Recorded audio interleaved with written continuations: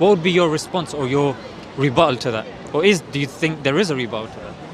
Honestly, that's a genius.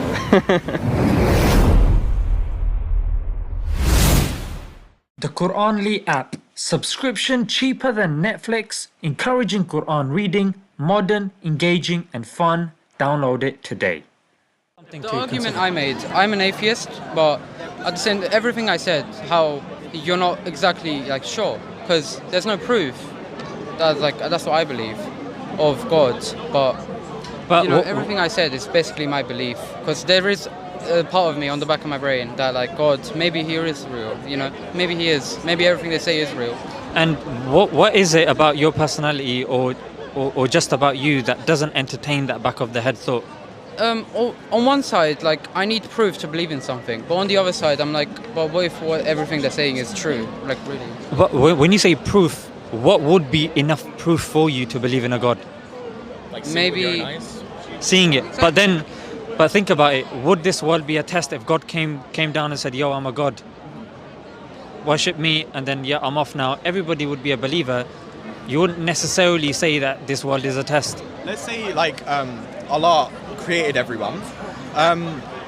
Why would he let other religions be a thing? Wouldn't he want like basically credit for creating everyone? Like why would he let other people choose different paths that don't support him, or like people that are against like Islamophobes that are against him and stuff like that? Like why would he allow that? It's the consequence of free will.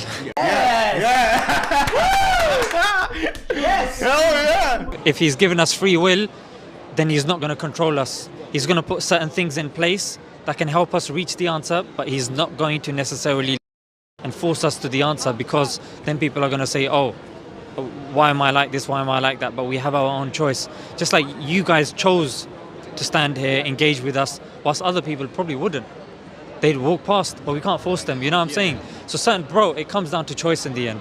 Yeah, it's free will.